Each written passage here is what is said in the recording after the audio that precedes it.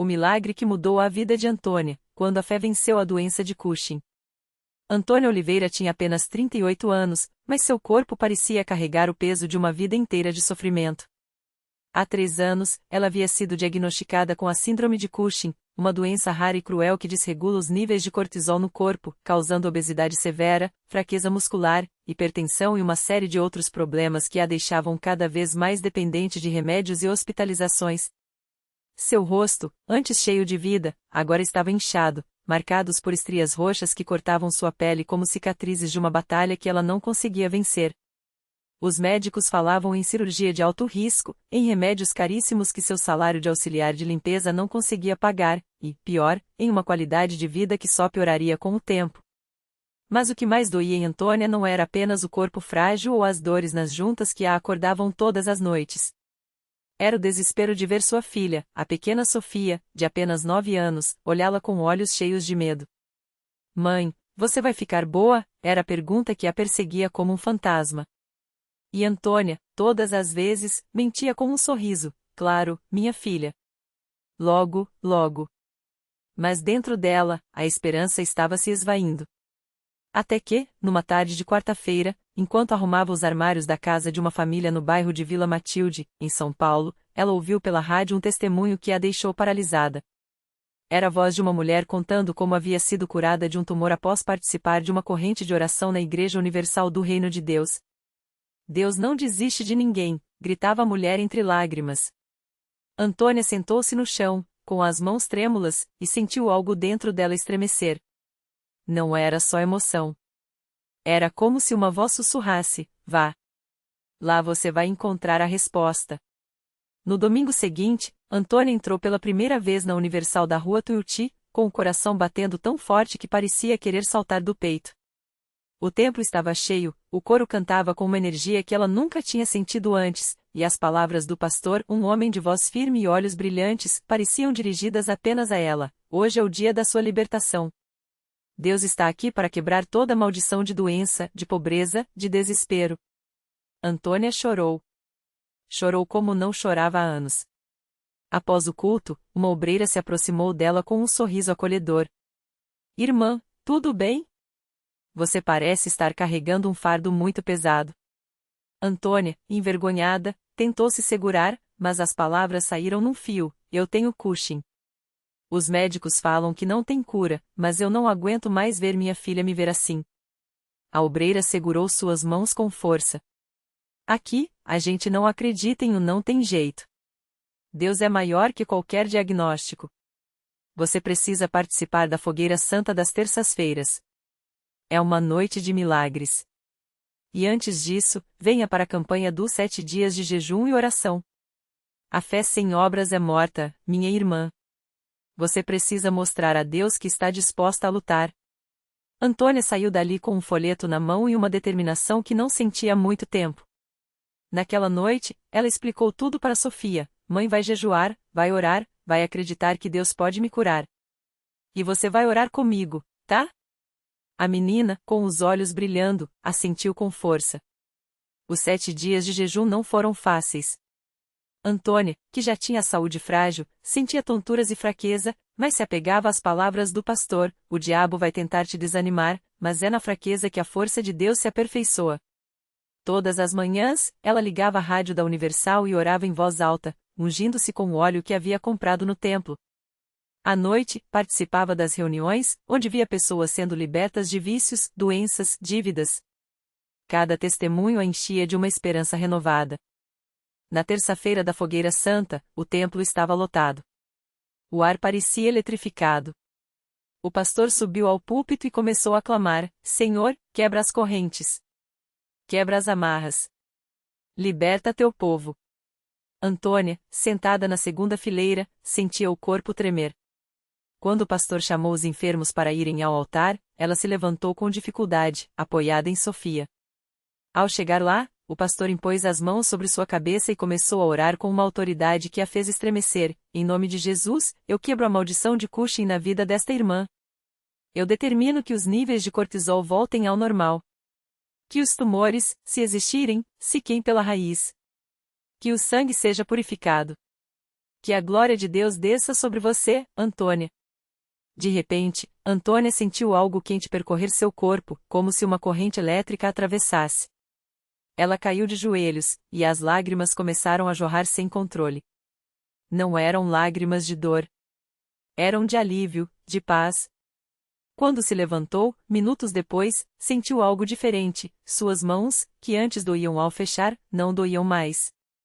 Seu coração, que sempre batia acelerado, agora estava calmo. E havia uma leveza no peito que ela não sentia há anos. Nos dias seguintes, Antônia continuou frequentando a igreja, participando das correntes de oração e das vigílias das sextas-feiras. Ela também começou a ser fiel nos dízimos e ofertas, como o pastor ensinou: Deus não é devedor de ninguém. Quando você honra Ele com suas primícias, Ele abre as janelas do céu sobre você. Em menos de um mês, ela voltou ao médico para novos exames. O resultado deixou os profissionais de queixo caído: seus níveis de cortisol estavam normalizando, a pressão havia baixado, e os inchaços no rosto e no corpo estavam diminuindo visivelmente.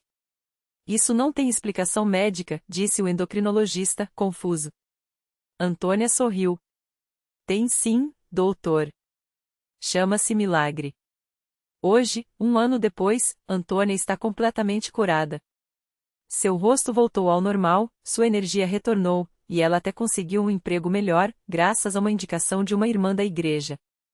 Mas o maior milagre, ela diz, não foi apenas a cura física.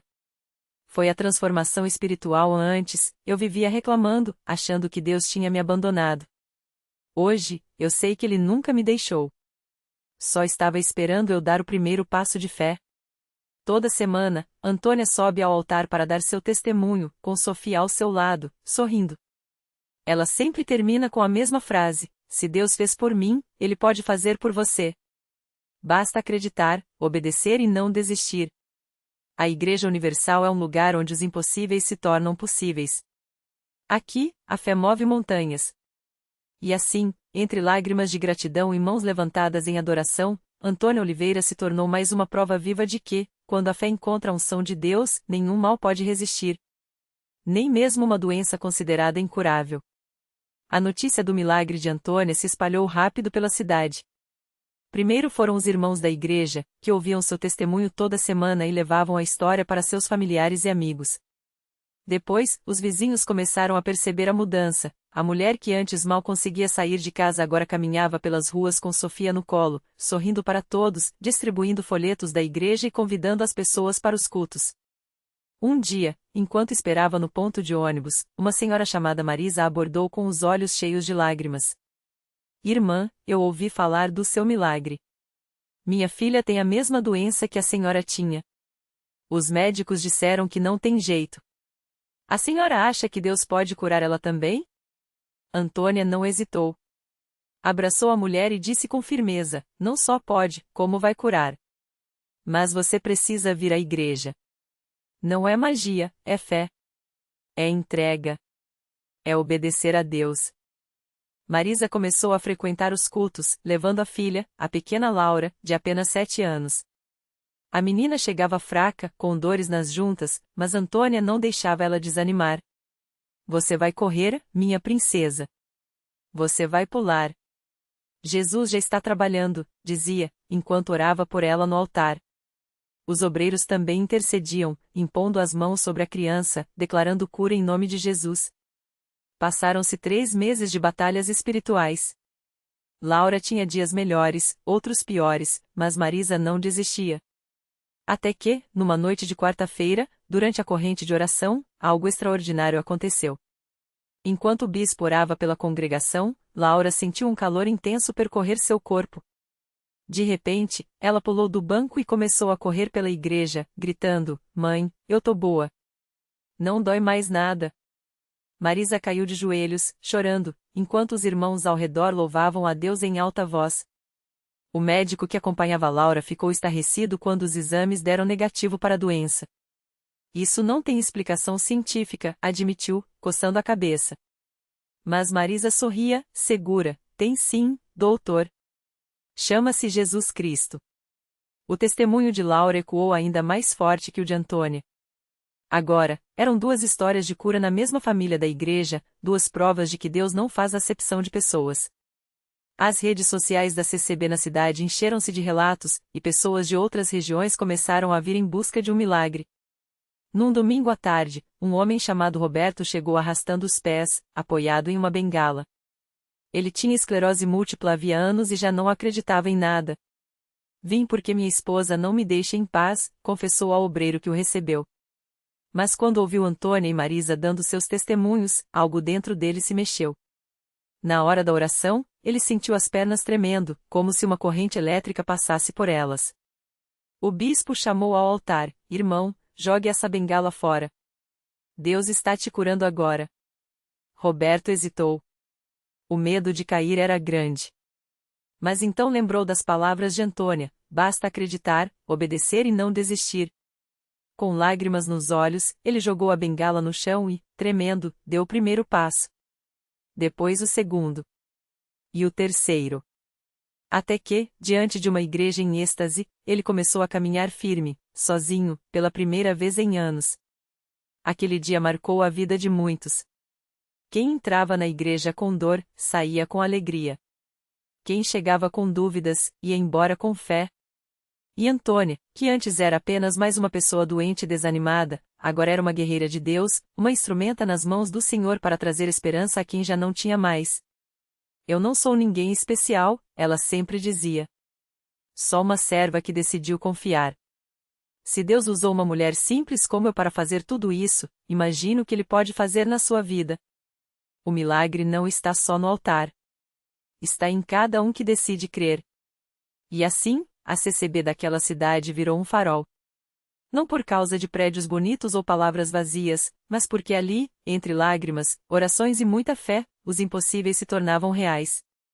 E a cada testemunho, a cada vida transformada, uma verdade ficava ainda mais clara: quando o homem diz não tem jeito, Deus responde com um milagre.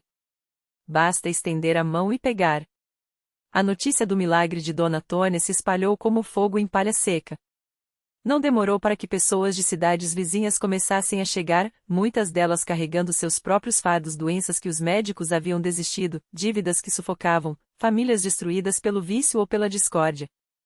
Elas vinham não por curiosidade, mas por um desespero que só quem já esteve no fundo do poço conhece. E ali, naqueles bancos de madeira simples, elas encontravam algo que há muito não sentiam: um abraço sincero, uma palavra que acendia esperança e, acima de tudo, a certeza de que Deus ainda olhava para elas. Um desses casos foi o de seu João, um homem de mãos calejadas e olhar cansado. Há anos lutava contra um câncer que já havia tirado suas forças e até a vontade de viver. Os médicos tinham dado poucos meses de vida, e sua família, embora amorosa, já se preparava para o pior. Mas certa noite, enquanto assistia a um culto pela televisão, seu João ouviu o testemunho de Dona Tônia. Algo dentro dele se mexeu. Se Deus fez por ela, por que não por mim? Pensou. No dia seguinte, mesmo fraco, arrastou-se até a CCB da cidade. Quando entrou, foi recebido por irmãos que nem precisaram perguntar, bastou olhar em seus olhos para saber que aquele homem precisava de um milagre. Levaram-no até a frente, onde o pastor orou com uma fé que contagiou a todos. Não houve gritos nem espetáculo, apenas lágrimas e uma paz que encheu o lugar. Seu João saiu dali diferente. Não porque a dor tivesse sumido na hora, mas porque algo em seu espírito havia sido renovado. Nas semanas seguintes, ele voltou todos os domingos, mesmo quando as forças faltavam. E então, no terceiro mês, os exames vieram: o tumor havia regredido de forma inexplicável. Os médicos balançavam a cabeça, incrédulos. Isso não tem explicação científica, disseram. Mas seu João sorria, porque ele sabia a explicação: era a mesma mão que havia tocado Dona Tônia, a mesma fé que movia montanhas naquela igreja. E assim, a cada domingo, novos testemunhos surgiam. A moça que chegou com uma depressão tão profunda que não conseguia sair da cama e, após um encontro com Deus, voltou a sorrir. O jovem viciado em drogas que, depois de uma noite de oração, jogou fora todo o seu Anquitia e nunca mais olhou para trás. O casal à beira do divórcio que, após receber a unção, renovou os votos não só perante a lei, mas perante Deus. A CCB daquela cidade não era mais a mesma. O que antes era um pequeno templo com poucas pessoas agora transbordava de vidas. Não havia espaço suficiente nos bancos, então muitos ficavam de pé, outros sentados no chão, mas ninguém reclamava. O importante era estar ali, onde o sobrenatural se tornava comum. E Dona Tônia? Ela continuou firme, agora não só como um testemunho, mas como uma intercessora.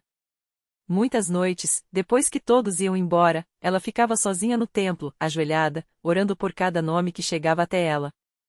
Senhor, usa esta serva, pedia. E Deus usava. Não porque ela fosse perfeita afinal, ainda tinha seus dias de cansaço e dúvidas, mas porque havia aprendido que a fé não é a ausência de medos, e sim a coragem de confiar mesmo quando tudo parece perdido. Certa vez, um homem cético, um daqueles que só acreditam no que veem, chegou até ela após um culto. Como eu sei que tudo isso é real? Perguntou, cruzando os braços. Dona Tônia olhou para ele com um sorriso tranquilo e estendeu a mão, mostrando as cicatrizes das cirurgias que já não doíam. Você não precisa acreditar em mim, disse. Acredite nele. E se quiser provar, experimente. Venha com o coração aberto, e você verá que milagre não é coisa do passado. É para hoje. É para você. O homem saiu pensativo. Mas na semana seguinte, estava de volta. E dessa vez, não como espectador, mas como mais um que decidiu estender a mão e pegar. O homem se chamava Carlos, um mecânico de mãos calejadas e coração endurecido pela vida. Há anos, ele carregava uma dor que nem as ferramentas nem o barulho da oficina conseguiam abafar, a perda do filho mais novo, vítima de uma doença que os médicos não conseguiram vencer. Desde então, Carlos vivia repetindo que Deus, se existisse, não teria deixado isso acontecer. Mas algo naqueles olhos serenos de Dona Tônia e naquelas cicatrizes que ela mostrou sem vergonha o incomodaram. Não era pena, não era um sermão. Era uma certeza que ele não conseguia explicar. Naquela noite, depois do culto, ele não conseguiu dormir. Lembrou-se das palavras dela: experimente. Venha com o coração aberto. E foi isso que fez. No domingo seguinte, Carlos não só voltou como se ajoelhou no altar, chorando como um menino. Não pediu a volta do filho e isso, ele sabia, não seria possível, mas pediu forças para viver sem aquele vazio. E foi então que sentiu algo que não sentia há anos, uma paz que não vinha de dentro, mas que o invadia por completo, como se mãos invisíveis o sustentassem. Os irmãos da igreja o abraçaram sem julgar. O pastor orou por ele, e Carlos, pela primeira vez em muito tempo, sentiu que não estava sozinho. Nos dias que se seguiram, algo começou a mudar. O peso no peito aliviou. Ele passou a sorrir sem forçar, a ajudar os outros na congregação, a ler a Bíblia com uma fome que nem ele mesmo entendia.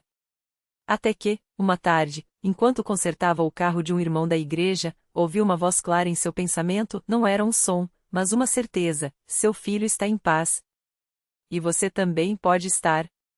Carlos largou a chave de fenda e chorou ali mesmo, no meio da oficina. Não eram lágrimas de dor, mas de alívio. Ele entendeu, finalmente, que o milagre não era trazer de volta quem se foi, mas sarar o que estava quebrado dentro dele. E assim, o homem que chegou cheio de dúvidas se tornou um dos mais firmes testemunhos daquela congregação. Sempre que alguém perguntava como ele havia mudado tanto, Carlos respondia com um sorriso: eu só aceitei experimentar. E Deus fez o resto. Dona Tônia, ao vê-lo batizando-se nas águas meses depois, soube que aquela história não era só dela. Era de todos que, como ela, um dia estenderam a mão tremendo e descobriram que alguém a segurou com força. E que milagres, sim, ainda acontecem, especialmente quando a gente menos espera, mas mais precisa. Naquela mesma congregação, enquanto Carlos se preparava para o batismo, uma jovem chamada Mariana passava por uma batalha silenciosa. Ela tinha apenas 22 anos, mas carregava um peso que parecia esmagar sua alma. Desde pequena, sofria com crises de ansiedade tão fortes que, às vezes, achava que não conseguiria respirar. Médicos, remédios, terapias, nada parecia trazer paz de verdade. Até que, certa noite, depois de mais uma crise que a deixou exausta, sua mãe, irmã na igreja, a convidou para um culto de oração. Mariana foi mais por cansaço do que por fé. Sentou-se no fundo do salão, com as mãos trêmulas e o coração acelerado, tentando não chamar atenção. Mas quando o pastor começou a orar pelos enfermos, ela sentiu algo diferente. Não era só as palavras, era como se uma presença quente a envolvesse. E então, sem entender muito bem por quê, levantou a mão. Uma obreira se aproximou e colocou as mãos sobre sua cabeça. Irmã, Deus quer te libertar hoje, ela disse com uma convicção que Mariana nunca tinha ouvido antes. E foi aí que aconteceu. Não houve gritos, nem espetáculo, apenas uma paz tão profunda que ela sentiu as amarras se rompendo dentro de si. As lágrimas caíram sem controle, mas dessa vez eram de alívio.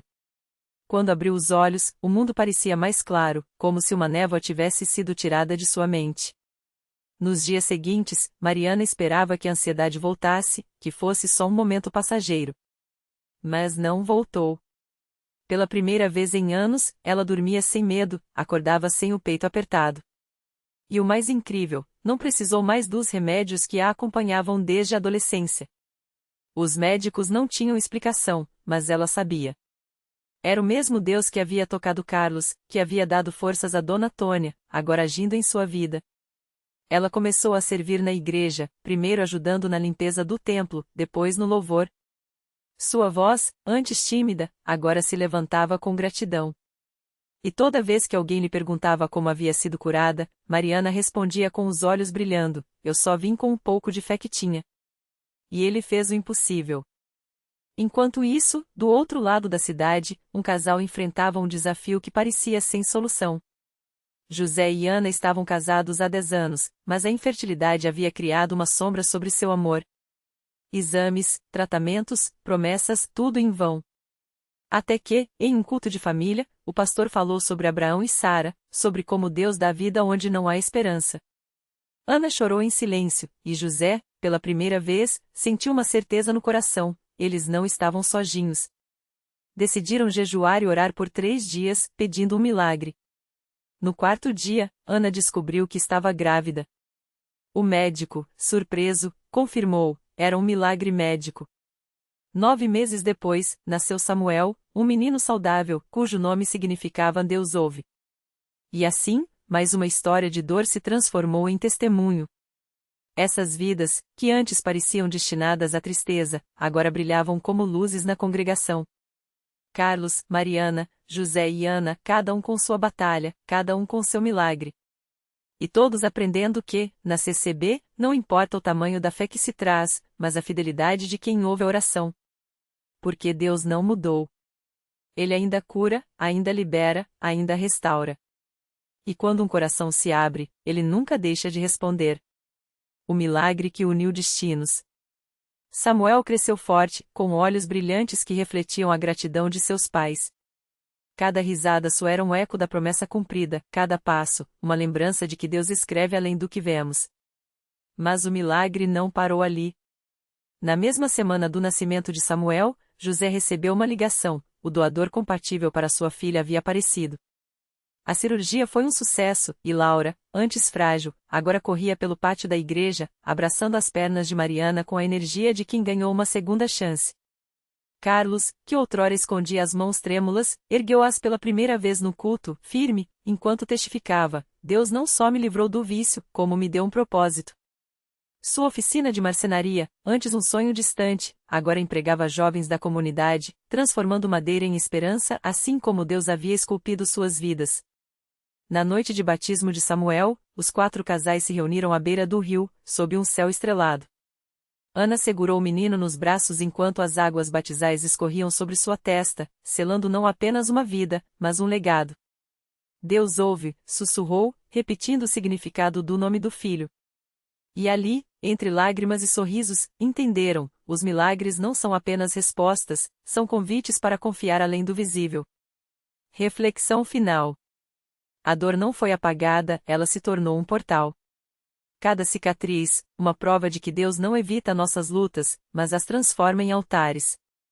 Carlos, Mariana, José e Ana descobriram que a fé não é a ausência de dúvidas, mas a coragem de persistir mesmo quando o caminho escurece. Seus milagres não foram instantâneos, foram tecidos no silêncio da oração, na teimosia da esperança, na rendição de quem entende que, às vezes, Deus não muda a tempestade, mas nos ensina a dançar na chuva. Lição de vida. Deus não mede a fé pelo tamanho do pedido, mas pela sinceridade do coração que o entrega.